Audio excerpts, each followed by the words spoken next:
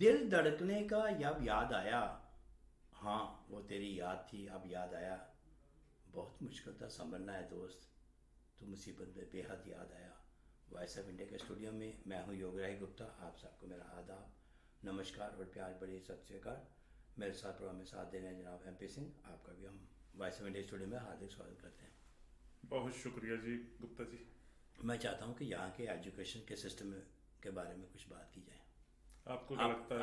आप इससे जो सिस्टम जैसा है आप मुतासिर हो उससे? मैं भी पूछ रहा हूँ कि आपको क्या लगता है कि ये सिस्टम में कोई गड़बड़ है? बिल्कुल, मैनी थिंग लैकिंग। देखो जी, गड़बड़ तो है, गड़बड़ इतनी बड़ी है हमें पता नहीं चलता, और कोशिश करने पर भी हम इसको पकड़ते नहीं है कि कहाँ है फॉल्ट, कहाँ है। आपने आज तक कभी किसी बच्चे को स्कूल में ग्रेड 5, 6, 7 कभी किसी बच्चे को फेल होते देखा स्कूल में? नहीं जी, ये फेल तो बैक होम में भी नहीं करते अब। ऐसा है? बैक होम में भी up to 8th class middle standard जो जिसको बोलते हैं उसके ऊपर हाई स्टैंडर्ड हो जाता है। 9th और 10th हाई, और उसके बाद फिर सीनियर सेकेंडरी हो जाता है। हमारे वक्तों में तो था नहीं अभी जी, कोई सिस्टम में हमारे ज़माने में तो 5वीं क्लास में भी अगर नंबर कम है तो फेल। हाँ। लेकिन अब नहीं है, अब अच्छा। 5वीं क्या 8वीं तक किसी को फेल नहीं करना। अच्छा, एवरी ईयर उसको प्रमोट करते जाना। अच्छा। यहाँ भी ऐसा ही है। मैं जब फील कर रहा था कि ये सिस्टम इंडिया गवर्नमेंट ने, जहाँ हमारी पंजाब गवर्नमेंट ने जो लाए हैं, वो शायद दुनिया के किसी बेहतरीन कंट्री से लेकर आए होंगे और ये सिस्टम बहुत अच्छा होगा। वहाँ भी एक दिक्कत है और सेम दिक्कत यहाँ है। मुझे लगता है यहाँ से वो गई है, बीमारी होती है ना जैसे फैल जाती है पूरे कंट्री में या पूरे वर्ल्ड में। जैसे अभी ये कोविड वाली भी है, एक जगह से शुरू हुई और पूरे दुनिया को इसने कवर कर लिया। बिल्कुल। वो बात जो मैं कहना चाहता हूँ गुप्ता जी, वो ये है कि वहाँ हम सोचते थे कि यार एक टीचर है, प्राइमरी स्कूल है किसी गांव का, फर्स्ट से लेकर 5वीं क्लास तक उसको बच्चों को पढ़ाना और उसके बाद बच्चे का स्कूल चेंज हो जाना, क्योंकि वहाँ इंफ्रास्ट्रक्चर ऐसा नहीं है, बच्चे कम है, वो मिडिल स्कूल में चले जाएगा या हाई स्कूल में चले जाएगा, ऐसा। बिल्कुल। तो वो जो टीचर भी एक ही होता है, वो बच्चे को फर्स्ट में उसको टीच करता है, सेकंड में भी वही, फोर्थ में भी वही, फिफ्थ में भी वही। तो मैं ये सोच रहा था कि यार ये तो गलत बात है। एक ही टीचर पहली क्लास से लेकर 5वीं क्लास तक उनको बच्चों को टीच कर रहा है, तो ये टीचर, और देखो हैरानी वाली बात, उसकी टीचर की क्वालिफिकेशन क्या होती थी? +2 के बाद उसने क्या किया, एक JBT कोर्स होता है, जूनियर बेसिक ट्रेनिंग कोर्स। अच्छा। वो JBT कोर्स साल 1.5 साल का, अब शायद 2 साल का हो गया होगा, तो उसके बाद वो टीचर। अच्छा। तो ये कैसे हो गया जी? बच्चे को 5वीं क्लास तक आपने टीच करना है, आपने साइंस भी उसको बतानी है, मैथ भी कराना है, और वहाँ सेकंड क्लास से वो एक एडिशनल सब्जेक्ट लैंग्वेज का हो जाता है। जैसे पंजाबी है मदर लैंग्वेज, वहाँ बेसिक लैंग्वेज पंजाबी शुरू करते हैं, तो उसके बाद हिंदी लग जाती है। तो अब तो सरकारी स्कूलों का तो मुझे पता नहीं है, जो प्राइवेट स्कूल हैं उनको तो वेरी फर्स्ट डे से इंग्लिश मीडियम साथ में, पंजाबी हिंदी हो जाना हो, इंग्लिश मीडियम है। तो ये प्रॉब्लम यहाँ भी है गुप्ता जी, यहाँ भी फर्स्ट क्लास से लेकर कम से कम 5th तक, उससे आगे भी है कई बार, एक ही टीचर सभी सब्जेक्ट को टीच कर रहा है। और मैं समझता हूँ कि अगर मान लीजिए टीचर है जो वो, उसने खुद अपनी एजुकेशन उसकी साइंस में हो, बैकग्राउंड साइंस है मान लीजिए, तो हिस्ट्री कैसे वो बच्चों को पढ़ा या मैथ वगैरह? बिल्कुल सही। अगर उसको वो मैथ का टीचर है तो वो साइंस कैसे? मैथ में तो एक्सेल हो सकता है वो, लेकिन यू कैन एक्सपेक्ट साइंस में और बाकी सब जो। मान लीजिए एक टीचर है जो वो लैंग्वेज का परफेक्ट है, उसने पोस्ट ग्रेजुएशन की है किसी पर्टिकुलर लैंग्वेज, मान लीजिए इंग्लिश टीचर है, इंग्लिश टीचर को साइंस के बारे में क्या लगता है आपको पता होगा? कितना को पता होगा? वो मैं जो समझता हूँ कि जो भी टीचर है वो अपने सब्जेक्ट में परफेक्ट है, ठीक है जी, उसको वो जो जिस सब्जेक्ट में परफेक्ट है उसी को उसकी परफॉर्मेंस दिखानी चाहिए। लेकिन बच्चे का कसूर, टीचर का कसूर नहीं है, ना बच्चे का कसूर है, कसूर तो सिस्टम का है। बिल्कुल सही। सिस्टम में हम सिस्टम के ऊपर बात कर रहे हैं कि ये कौन सी बात हुई जी, इंग्लिश का टीचर है वो बच्चों को हिस्ट्री भी पढ़ा रहा है। अगर हिस्ट्री का टीचर है, हिस्ट्री मतलब उसकी बैकग्राउंड हिस्ट्री की है, सॉलिड है बैकग्राउंड, जहाँ सोशियोलॉजी की है, तो वो बच्चों को साइंस भी पढ़ा रहा है, जहाँ वो फिजिकल एजुकेशन, जहाँ म्यूजिक की बात है, ये सारा कुछ ऐसा ये नहीं होना चाहिए। बहुत सारे बच्चे जी घर में आकर अपने पेरेंट्स को शिकायत तो नहीं करते, लेकिन पता चल जाता अगर आप मिनिटली ध्यान दें। मैंने आपको बताया था ना जी, मेरी ग्रैंड डॉटर है जब जी, वो जब स्कूल से आती थी तो हमने उसको पूछना, जैसे हम क्या किया स्कूल, हम तो जब वैसे बैक होम में हमारे पेरेंट्स पूछते थे आज क्या पढ़ा भाई, दिखाओ कॉपी, मैथ की कॉपी दिखाओ, साइंस की कॉपी दिखाओ। यहाँ तो मैथ साइंस कुछ भी नहीं है, कॉपी तो है ही नहीं कुछ भी। तो वो बच्ची ने कहना कि हमने पूछना क्या पढ़ा जब जी, उन्होंने कहना कुछ नहीं। क्या किया, कुछ नहीं। प्ले किया, हाँ प्ले किया। ड्राइंग की, हाँ की। तब उसने आहिस्ता आहिस्ता बताना, हमने सारी फैमिली ने फैसला किया कि जब बच्चे को पूछना कि क्या सुबह से लेकर शाम तक वहाँ एक्टिविटीज क्या होती हैं, हमने सभी ने कह देना कि जब जी तुम हमारी टीचर, हम सभी स्टूडेंट। तो वो एक तो खुश हो जाना, एक तो खुश हो जाना कि मैं टीचर हूँ, आज इस टाइम मैं टीचर हूँ। तो वो फिर उसने टीचर बनकर प्रेजेंट करना, मैं टीचर हूँ, और बाकी प्रेजेंट करना, उसने ऐसे ही एजुकेट करना कि मैं आपको कॉपियां दे रही हूँ, इसमें आपने ड्राइंग करनी है। जैसे वो होता ना हाजिरी लगानी, तो हम वहाँ कहते थे यस सर, यस मैम, यहाँ भी ऐसे ही है। ठीक है जी। तो वो सारा कुछ सामने आ गया, लेकिन जो सबसे बड़ी बात सामने आई वो ये है कि टीचर का जो अपना टैलेंट है वो वही उसने पास ऑन करना ना बच्चे को। उसका मान लीजिए उसका टैलेंट है जी इंग्लिश का, इंग्लिश का को पोस्ट ग्रेजुएट टीचर है, वो बच्चे को वो नेचुरली उसका इंटरेस्ट भी वही होगा, वो वहाँ सारा दिन इंग्लिश करवाता है। उसको साइंस के बारे में नॉलेज नहीं है, जहाँ उसको मैथ के बारे में नॉलेज नहीं है, जहाँ उसको सोशियोलॉजी के बारे में नॉलेज नहीं है। बच्चे के लिए तो फेयर नहीं है ना, वो बच्चे के लिए फेयर नहीं है। बात करने का मेरा मकसद यही है कि ये बच्चे के साथ इंसाफ नहीं है। अगर देखो किसी सब्जेक्ट में तो वो परफेक्ट हो गया, इंग्लिश का टीचर है, उसने इंग्लिश इतनी बढ़िया उसको एजुकेट किया है, इसको लर्न करवाई है, बच्चे का तो नंबर आ गए पूरे के पूरे।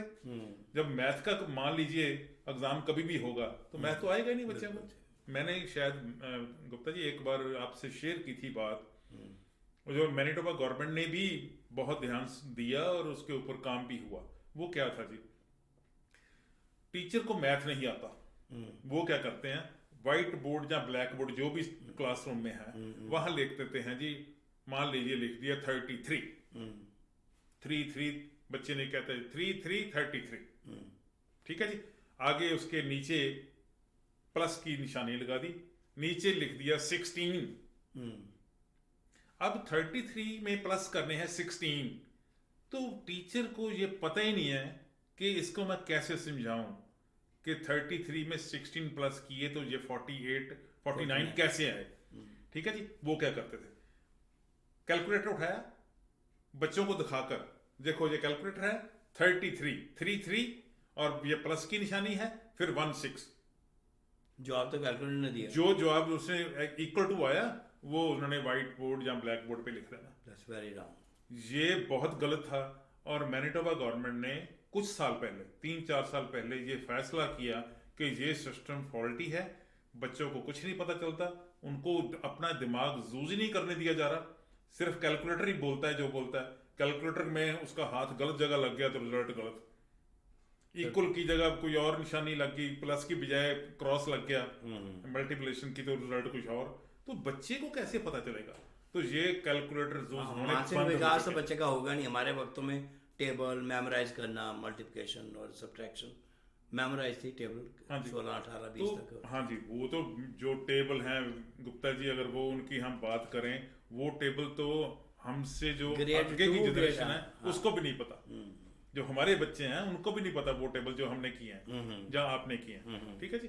तो मेरा कहने का मतलब था कि ये सिस्टम जो इतना फॉल्टी है, जैसे गवर्नमेंट ने ये फैसला किया, पकड़ी बात कि कैलकुलेटर यूज नहीं होने चाहिए मैथ के क्वेश्चन सॉल्व करने के लिए, तो ये भी ऐसा होना चाहिए कि एक सब्जेक्ट का जो परफेक्ट टीचर है, जिसमें उसकी पकड़ है, जो उसकी स्टडी बैक होम की स्टडी है, जहाँ जो उसने ग्रेजुएशन की है, पोस्ट ग्रेजुएशन की है, जो भी किया है, उसको वही सब्जेक्ट सभी क्लासेस को बांट देना चाहिए। कि उसने ये मान लीजिए साइंस का टीचर है, वो क्लास 4th को भी साइंस पढ़ाए, उसका पीरियड होना चाहिए, और 5th को भी पढ़ाए, 6th को भी, प्रॉपर उसकी यूटिलाइजेशन होगी जैसे हाँ जी, उसका एक तो टैलेंट यूज हो रहा है, बिल्कुल हो रहा है, टैलेंट यूज हो रहा है, better for the student too. सबसे बड़ी बात को स्कूल के लिए भी अच्छा है, स्कूल के लिए, बच्चों के लिए, सब बच्चों के विकास के लिए बहुत ही बच्चे की डेवलपमेंट के लिए बहुत अच्छा है। बिल्कुल सही बात। और अलग अलग सब्जेक्ट के टीचर हों और वो अलग अलग सब्जेक्ट ही एजुकेट करें, बच्चे बिल्कुल एक्सेल करेंगे, बच्चे रिजल्ट एक्सेलेंट देंगे जी आपको। बिल्कुल ठीक। और एक ही टीचर सभी सब्जेक्ट पढ़ा रहा है, वो परफॉर्मेंस आएगी, वो परफॉर्मेंस नहीं है। तो ये मुझे लगता है कि ये आपने जो बात की है ये बहुत इंपॉर्टेंट है। अगर इस बात के ऊपर ध्यान नहीं दिया जाएगा, इसके रिजल्ट बुरे आएंगे। अब देखो वहां भी, हमारे बैक होम में भी क्या हो रहा है, गवर्नमेंट स्कूल की यही प्रॉब्लम थी। गवर्नमेंट स्कूलों को छोड़कर लोग प्राइवेट स्कूलों की तरफ भाग रहे हैं, और मुझे ये कहने में जरा सी भी दिक्कत नहीं है, यहाँ के भी जो पब्लिक स्कूल है, पब्लिक मीन सरकारी स्कूल है, यहाँ के सरकारी स्कूलों को छोड़कर लोग प्राइवेट स्कूलों में जा रहे हैं।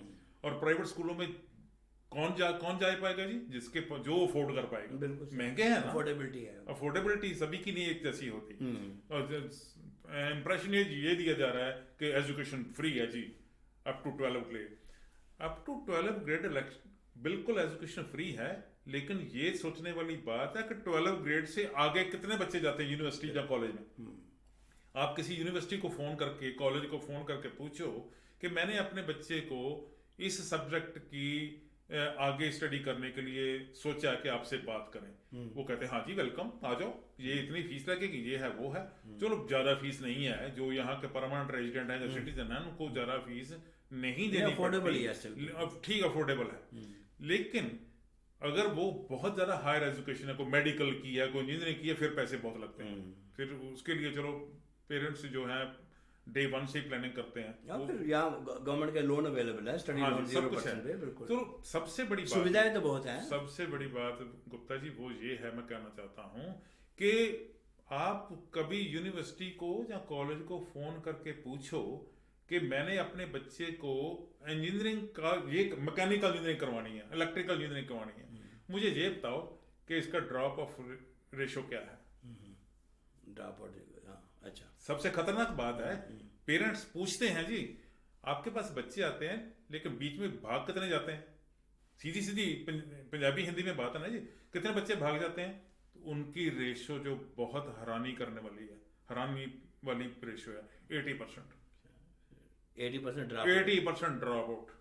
फिर देखो जो बच्चे पहले छोटी क्लास में अप टू जिसकी फाउंडेशन ही इतनी कमजोर है, तो आगे जाएगा क्या? रीजन। और देखो उसके बाद भी बात अपने गुप्ता जी, मैं बताता हूँ आपको कि आप किसी बच्चे को पूछो, वो जो उसने 12th ग्रेड करने के बाद यूनिवर्सिटी जो कॉलेज ज्वाइन कर लिया, तो वो 2 साल के बाद आपको मिलेगा, वो कहते हैं मैंने वो ले लिया जी, ब्रेक ले लिया। कईयों की परमानेंट ब्रेक लग गया, और कईयों की नहीं जी 100% की परमानेंट ब्रेक है। मैंने किसी बच्चे को ऐसे नहीं देखा जिसने 12th ग्रेड के बाद कॉलेज ज्वाइन किया, 1 साल के बाद, 6 महीने के बाद या 1.5 साल के बाद ब्रेक ले लिया और दोबारा कंटिन्यू हो गया हो। ऐसा कोई चांसेस नहीं है। गैप पड़ने के बाद वो एक तो गैप वो पड़ गया, एक उसने ब्रेक क्यों ली, ब्रेक उसने इसलिए ली कि उसने जो सब्जेक्ट चूज किए हैं उसके ऊपर उसकी पकड़ ही नहीं है, क्योंकि उसके लिए उसकी फाउंडेशन स्ट्रांग नहीं है। फाउंडेशन स्ट्रांग होनी चाहिए। ये सारा सिस्टम बदलने वाला है, बहुत पुराना है। जैसे हम वहां बैक होम में कहते हैं ना, ये सिस्टम हमारा अंग्रेजों ने बनाया था, अब तो इसमें चेंज आनी चाहिए। तो यहाँ भी ये किसने बनाया है? बाबे आदम के टाइम का बना हुआ सिस्टम, इसको चेंज करवाना चाहिए। Education system should be changed. It's very urgent and very very important. बड़े अच्छे मौजू पे हमने बात की है, अभी और करेंगे कभी किसी दिन। Thank you very much.